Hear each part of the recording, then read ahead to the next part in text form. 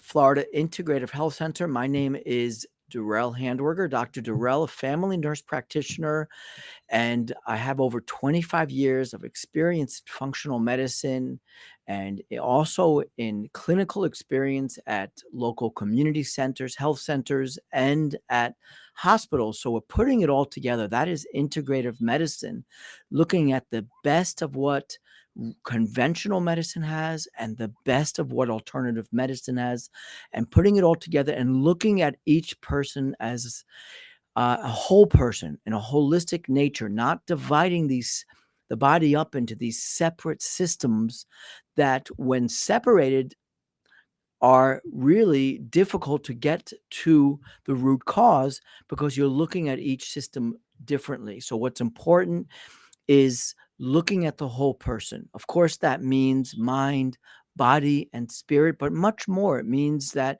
a pain in the arm could be connected to something that's going on in the gut. And we see that many rheumatoid autoimmune conditions start in the gut with gut overgrowth, gut dysbiosis. So the bottom line is, don't, if we're just looking at the elbow because someone's coming in with a pain in the elbow and we're moving it and looking at things from a orthopedic perspective, that something is happening in the bone. But if we're looking at it holistically, that something that could be happening in the arm could be happening somewhere else. The body is a whole, holistic. The next thing that's important is personalized medicine. It takes time to sit and listen to each person's health story, put it all together, see what's going on in this disjointed world of medicine with all these different uh, breakup of specialties. You got hematology, immunology, endocrinology, and each one is looking at the body, the person from their own perspective. So we really want to take the time, look at the whole person, and personalized medicine is key.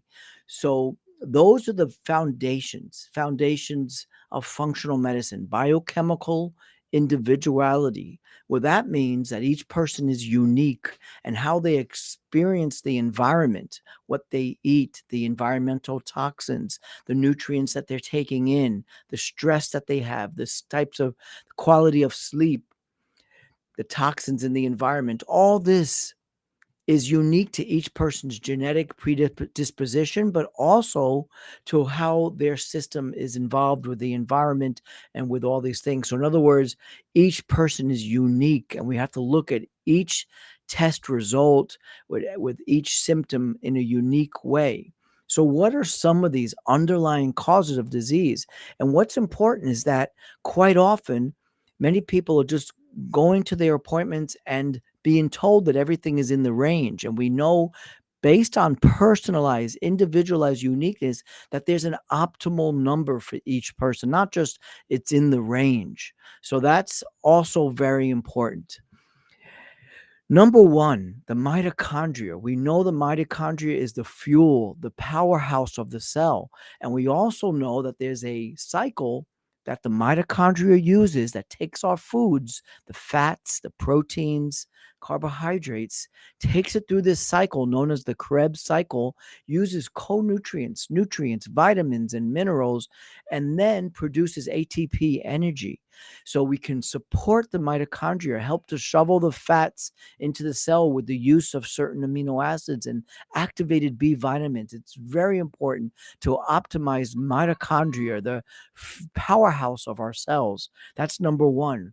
Number two, GI dysbiosis, the overgrowth of what they call good bacteria, what they call opportunistic, commensurate bacteria. When it becomes overgrown, it can become inflammatory. The die off from these bacteria can promote inflammation. And not only that, they can trigger autoimmunity. So, correcting the gut with very accurate stool gut testing, finding out the quantity and the types of bacteria that are in there, because we know that many of these bacteria are there, but in very small amounts. But when they become overgrown, they can trigger autoimmunity and they can increase inflammation. And of course, we want to have sufficient good keystone bacteria that help protect the gut and help nourish the gut. They produce these metabolites. They actually communicate with the body, these bacteria. That's why we want to even look at the quantity, not only if these bacteria are there, but in what amounts. So this is what's so very important. The next thing is oxidative stress. What's so important is finding out if the body is under oxidative stress. So we really have this balance between oxidation and antioxidant. You don't want too much of one or the other. So there's a fine balance between oxidation and antioxidation with controlling free radicals or reactive oxygen species. This is the balance in the body that's so important. And yes, diet is key in all of this. Food is really the backbone of everything that we do here. The next underlying cause of chronic disease is blood sugar and blood sugar imbalances. So we of course want to get more proactive, more preventative.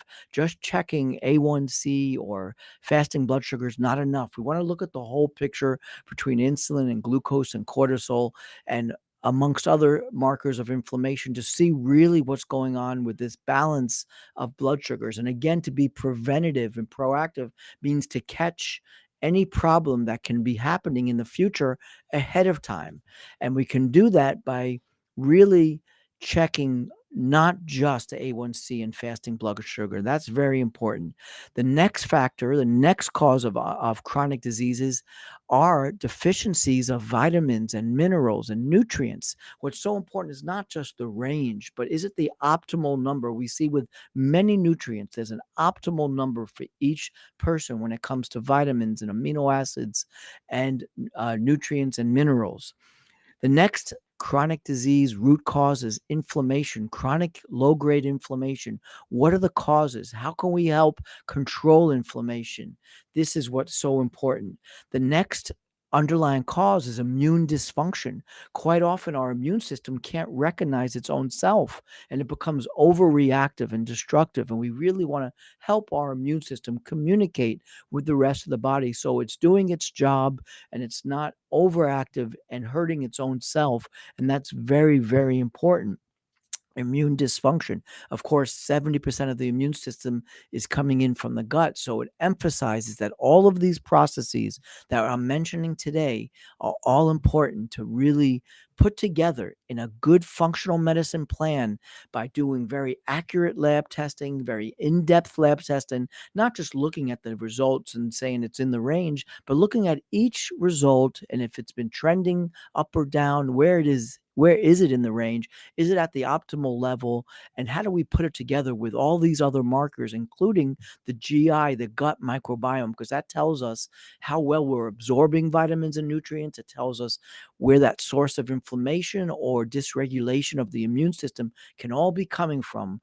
And it can be coming from the gut. The next one is methylation. Methylation is so important, and that requires understanding the use of many vitamins, including B12 and folate and choline, B2, B6. All of these are involved in this process known as methylation, which is essential for the reproduction, for our cells to reproduce, our DNA in our cells, for our neurotransmitters, our mood, and the way that we detoxify glutathione. All this is involved in methylation. Very, very important, including how we break down our hormones. Estrogen, the ability to remove estrogen is very much involved with this process called methylation. So that's very important.